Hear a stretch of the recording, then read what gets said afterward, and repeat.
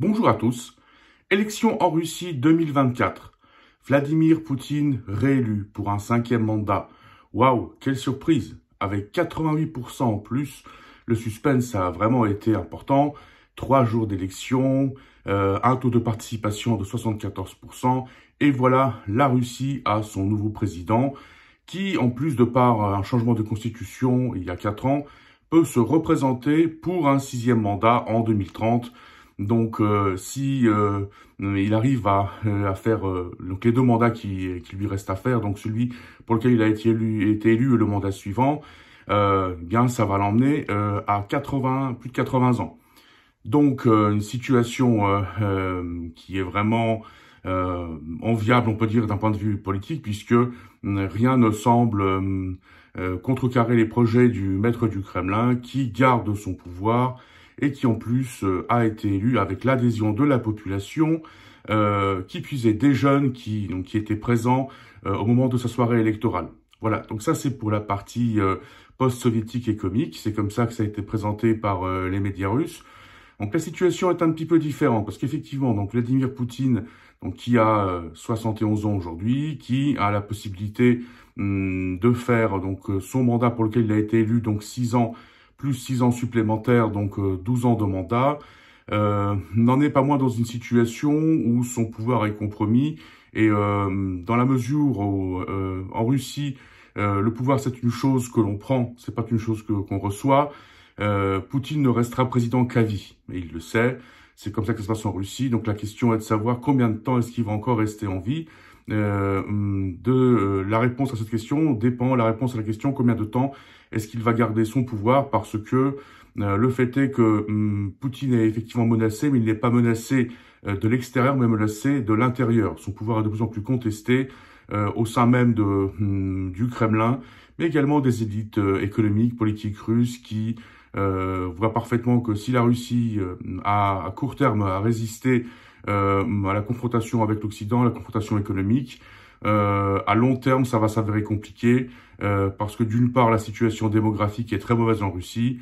Il y a des projections qui disent que si Poutine arrive effectivement au terme de ces 2 mandats, donc en 2036, la Russie pourrait se retrouver avec une population de 110 millions, ce qui en ferait tout au plus une puissance moyenne.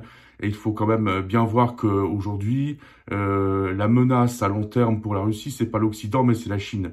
Et même aujourd'hui, la population russe ne représente même pas 10% de la population chinoise. Donc, si rien ne change en Russie, la Russie va se retrouver dans une situation de puissance moyenne, avec effectivement un arsenal de grande nuisance, puisque l'arsenal nucléaire russe est le plus important au monde. 5884 missiles en tout genre enregistrés à ce jour en Russie. Mais le fait est que donc la Russie ne sera plus en mesure de réaliser son plan de Grande Russie si rien ne change. Économiquement, les choses ne vont pas si bien non plus, puisque c'est une économie, certes, qui est aujourd'hui tournée vers une économie de guerre, mais environ 40% de la production russe, ce sont des produits militaires, donc des produits destinés à faire la guerre en Ukraine, et pas que, puisque les Russes sont également engagés militairement dans d'autres régions du monde, hein. Il y a l'Afrique, il y a la Syrie. Donc aujourd'hui, la production russe, c'est une production qui est dominée par les besoins du conflit armé. Les investissements en Russie baissent. Ensuite, l'un des problèmes russes, c'est que il y a une forte immigration, surtout des jeunes. Parce que le système Poutine, en gros, la devise, c'est si ton pays te plaît pas, quitte-le. Et donc, il y a pas mal de jeunes qui ont suivi ce conseil et ont quitté la Russie. Donc, ça fait qu'il y a une véritable fuite des cerveaux de Russie, ce qui n'est pas une bonne nouvelle à long terme pour ce pays. Donc, les choses ne vont pas si bien que ça, même sur le court terme, pourrait-on dire, puisque les événements d'il y a quelques jours, donc les attaques ukrainiennes, de drones ukrainiens sur les raffineries, démontrent que les Russes ont un grave souci de défense antiaérienne. Et ça fait que leur menace nucléaire vis-à-vis de l'Occident n'est pas crédible. Si les Russes veulent menacer l'Occident avec leurs missiles nucléaires, il faut aussi qu'ils soient prêts à en subir les conséquences. Et apparemment, aujourd'hui, ils sont même pas vraiment en mesure de repousser les attaques de drones, donc ce qui a été démontré par les attaques sur les raffineries, des attaques qui ont quand même sont lourdes de conséquences, puisque de par ces attaques, aujourd'hui, la Russie est contrainte de cesser son export d'essence pendant 6 mois. Donc c'est pas une attaque des moindres. Donc aujourd'hui, la Russie a effectivement un souci de défense antiaérienne, et ça c'est un problème qui est visible pour tous ceux qui traitent le sujet, tant en Russie qu'à l'extérieur. Donc effectivement, si Vladimir Poutine a réussi à donner un grand spectacle qui a coûté des milliards de roubles, puisque ces élections ont été truquées, ça ne fait aucun doute, mais c'était un spectacle donc assez désolant, un spectacle qui n'était pas nécessaire. Et en cela, il est désolant parce qu'il n'était pas nécessaire. Pourquoi est-ce qu'il n'était pas nécessaire? Puisque aujourd'hui, il n'y a pas vraiment d'opposition à Vladimir Poutine. Alors on le rappelle, il y a eu quand même 3 candidats donc qui étaient en course contre Vladimir Poutine.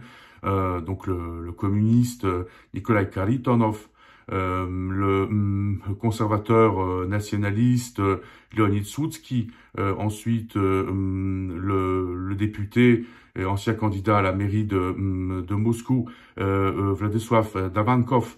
Bon, ces candidats n'ont pas réussi à atteindre 5%, et eux-mêmes disaient qu'ils n'étaient pas là contre Poutine, qu'ils n'étaient pas là pour prendre des voix à Poutine, donc véritable mascarade.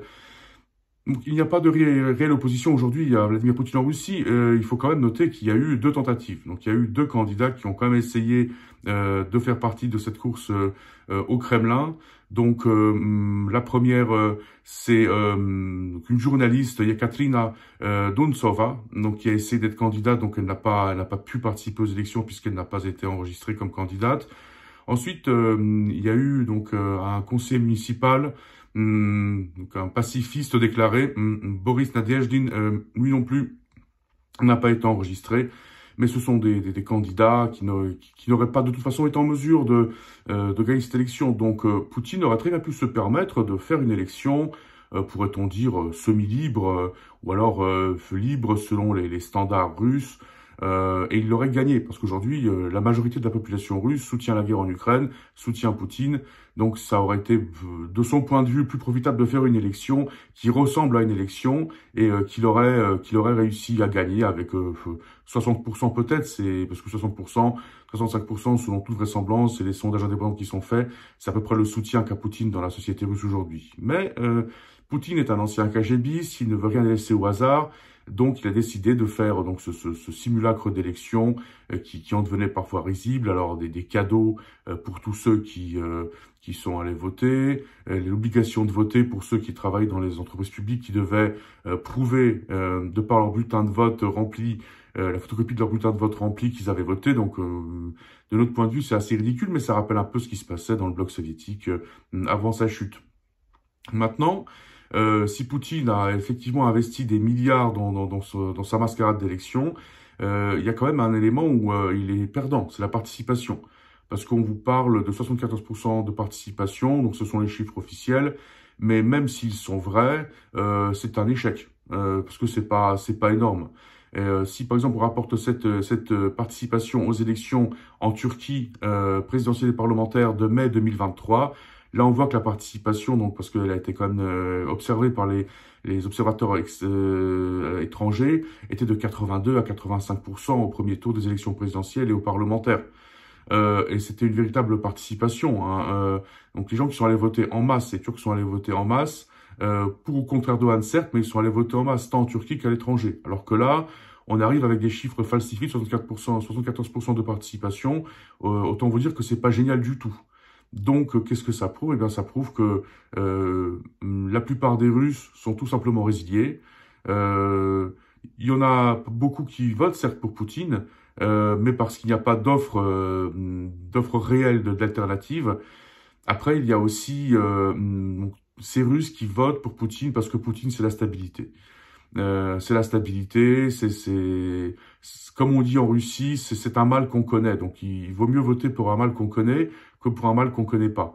Donc, beaucoup de Russes votent pour Poutine parce qu'effectivement, il incarne un peu la stabilité. Mais qu'est-ce que nous dit cette élection aussi? Elle nous dit qu'il n'y a pas vraiment d'opposition libérale en Russie.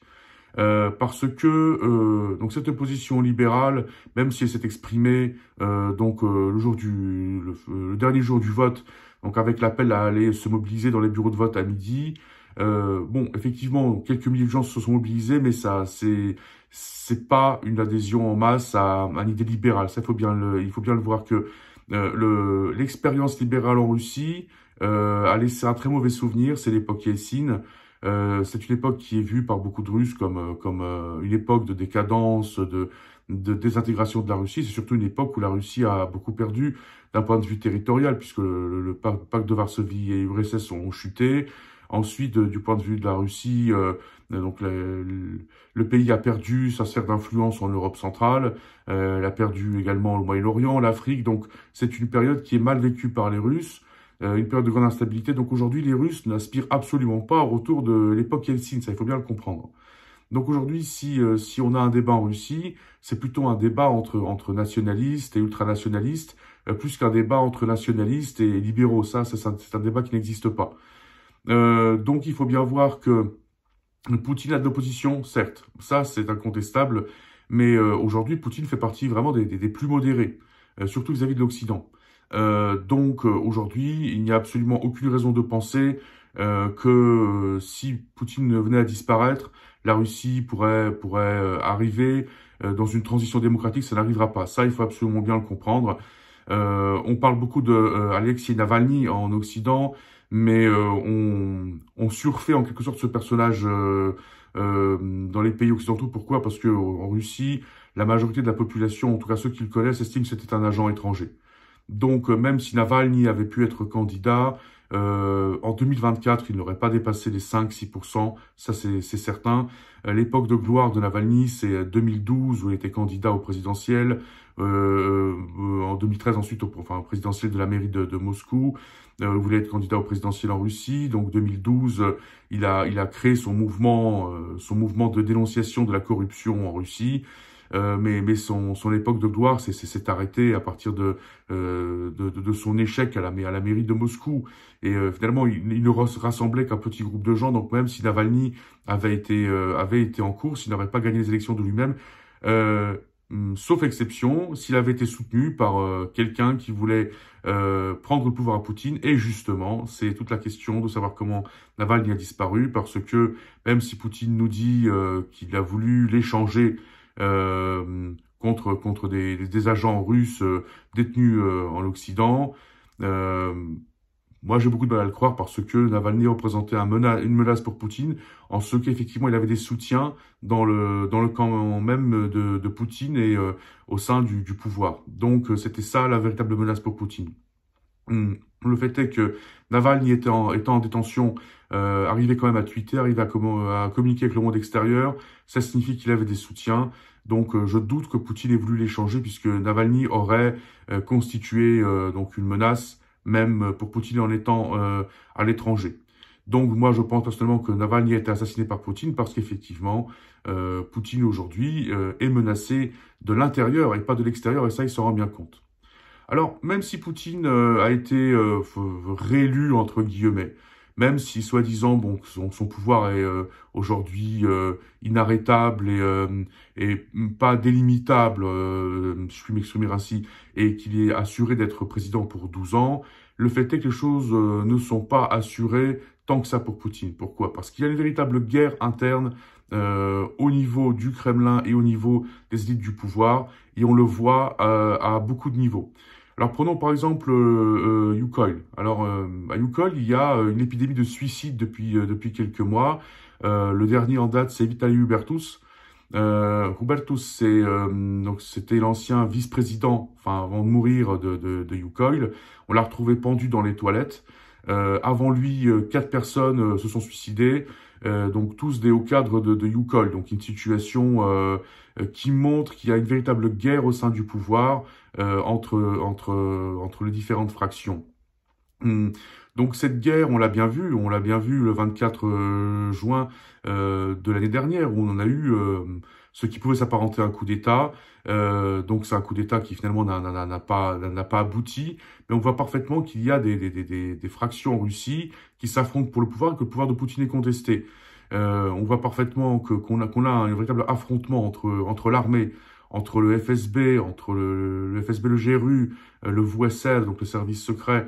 Donc on a une confrontation pour le pouvoir parce que beaucoup de gens se rendent compte que Poutine n'a pas d'avenir et que son système n'a pas d'avenir. Pour les raisons que je viens d'évoquer, un problème de démographie, un problème économique. La Russie, de toute façon, perd de son influence et quoi qu'il se passe, si elle ne change pas de politique, elle va perdre de son influence. Pour les Russes aujourd'hui, la véritable menace, c'est pas l'Occident, c'est la Chine. Tout ça c'est vu par les opposants de Poutine. Donc il y a une véritable guerre pour le pouvoir. Et ça, Poutine, il est réellement menacé de l'intérieur. Alors aujourd'hui, s'il y a une chose qu'on peut dire sur les gens qui sont aux commandes au Kremlin, qui sont aux commandes en Russie, c'est qu'en fait, ils sont d'accord juste une chose, c'est qu'ils sont d'accord sur rien. Alors même la guerre en Ukraine divise au sein même du Kremlin. Pourquoi? Parce que donc il y a ceux qui, comme Poutine, estiment qu'il ne faut pas faire de mouvements brusques, que dans la mesure où l'Ukraine est en défensive, il faut attendre que l'Ukraine s'épuise et à force, elle pourrait chuter. Et il y a ceux qui estiment que justement au contraire, il faut profiter de la faiblesse de l'Ukraine et donc des soucis de livraison occidentale pour attaquer. Et donc il y a dans ce groupe encore deux sous-groupes.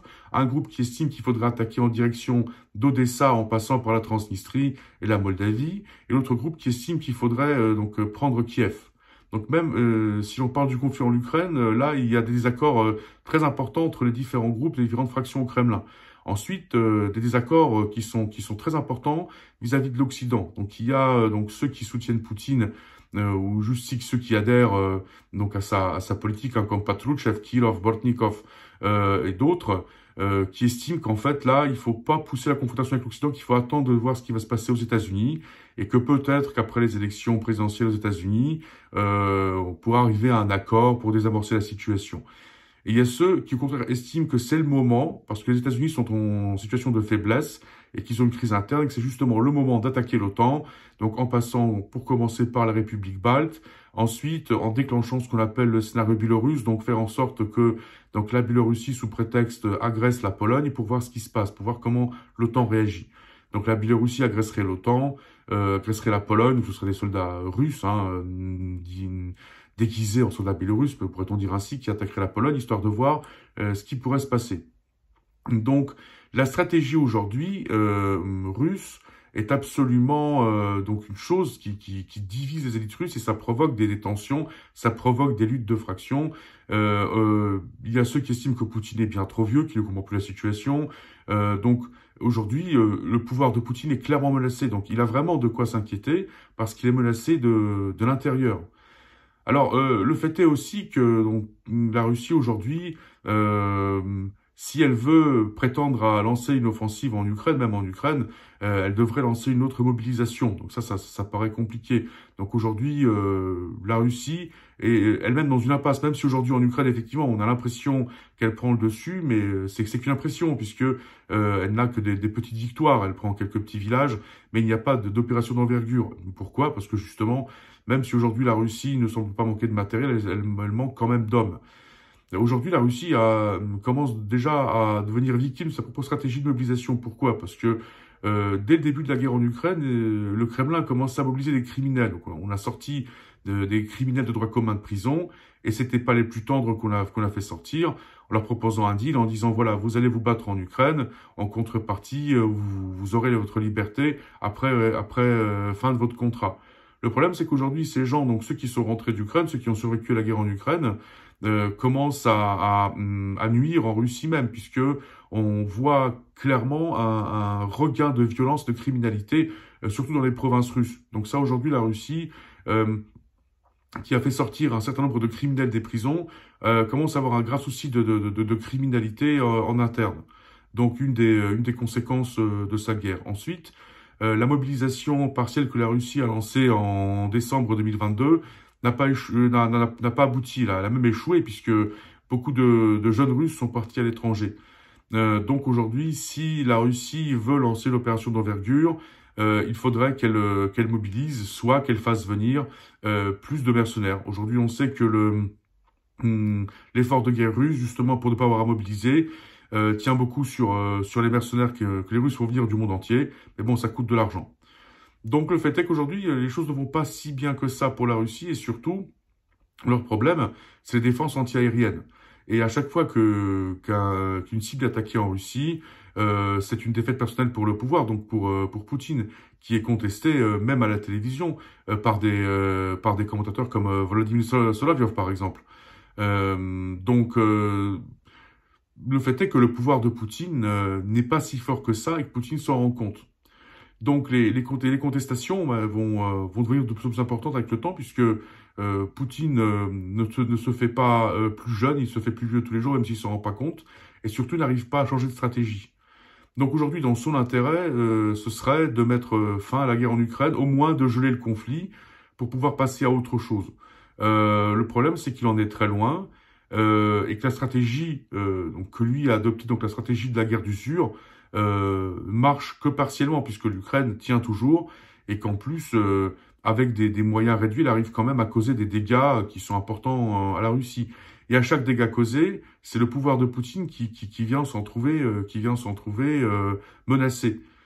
Donc, mon avis est que Poutine ne tiendra pas très longtemps au Kremlin. Je pense qu'il est clairement en fin de course. Alors, je ne peux pas vous dire si ça va durer six mois ou un an, mais en tout cas, il fera pas son mandat, ça paraît certain. Aujourd'hui, il est contesté de toutes parts. Il est contesté par l'armée, il est contesté par les services secrets de l'armée, il est contesté par ses propres hommes. Aujourd'hui, en interne, même si il a des gens qui le soutiennent, donc des vieux camarades de guerre, hein, comme Nikolai Patrouchev, le fait est qu'il y a quand même des gens qui se rendent compte de ses faiblesses et qu'il y a toute une nouvelle génération de Russes qui se rend compte que la Russie va à long terme droit vers le mur. Donc ça fait que Poutine est contesté. Ensuite, on voit clairement qu'il a besoin d'éliminer physiquement ses opposants parce qu'ils représentent une menace pour lui et potentielle. Donc même si c'est pas la société qui pourrait menacer le pouvoir de Poutine, on est très loin d'une révolution de février 1917, ce pouvoir est très contesté en interne, tant par les élites économiques que par les élites militaires. Ensuite, on voit aussi que c'est un pays qui commence aussi à avoir des problèmes de cohésion interne, puisque on a vraiment des luttes entre services secrets. Et pour la Russie, pour le système russe, qu'il soit soviétique ou le système poutinien, la base, c'est les services secrets. Donc, si les services secrets font leur travail, le système tient. Mais si les services secrets commencent à se battre entre eux, là, rien ne va plus. Et c'est dans la deuxième optique que là, on commence à entrer en Russie. On a les services secrets qui commencent à se battre parce qu'il y a des stratégies différentes. Il y a les services secrets internes, le FSB, qui serait plutôt du côté de Poutine. Il y a les services secrets de l'armée, le GRU, qui pousseraient pour plus d'actions en Ukraine, plus d'actions contre l'Occident. Donc il y a aujourd'hui une véritable rivalité entre les services secrets. Et ça pose un problème. Ensuite, il y a aussi donc tout le monde économique, par exemple les gens de Yukoil qui voient qu'aujourd'hui Poutine, sa méthodologie ne marche pas, qu'à long terme c'est pas viable, et donc qui contestent aussi son pouvoir. Donc aujourd'hui, Poutine est contesté de toutes parts. Donc la mascarade qui a eu lieu, qu'on appelle l'élection présidentielle en Russie, ça aussi, ça n'a pas vraiment marché puisqu'il y a une mobilisation qui n'a pas été à la hauteur de ce que Poutine pourrait espérer. Tout ça fait que le pouvoir de Poutine est réellement menacé et que c'est un pouvoir aujourd'hui qui est vraiment en voie de chute, en voie d'extinction. Si Poutine tient encore un an, ce sera vraiment, de son point de vue, un succès. Mais je pense personnellement que Poutine est vraiment en fin de course et que il sera remplacé. Alors par qui? Ça on le sait pas, parce qu'en Russie, il faut bien comprendre que le pouvoir, comme je le disais, c'est une chose que l'on prend. Il y a aussi une règle en Russie, c'est que le pouvoir est pris par celui qu'on ne connaît pas. Donc aujourd'hui, il y a tellement de prétendants potentiels. En 99-98 du siècle dernier, personne ne connaissait un certain Vladimir Poutine, sous-colonel du KGB, ensuite chef du FSB, Premier ministre, personne ne le connaissait. Aujourd'hui, on a tout un certain nombre de politiciens, de personnes au Kremlin que personne ne connaît. Chacun d'entre eux, potentiellement, avec l'appui d'autres, est capable de prendre le pouvoir. Donc il est impossible de dire qui concrètement, mais le fait est que le pouvoir de Poutine est clairement menacé parce que il a bien plus aujourd'hui de concurrents et d'ennemis au Kremlin et autour du Kremlin que de soutien. Et même si la population le soutient et une autre partie de la population le tolère, il n'en reste pas moins que Poutine peut réellement s'inquiéter pour son avenir. On peut même dire que politiquement, d'avenir, il n'en a pas. Voilà ce qu'on pouvait en dire à ce moment.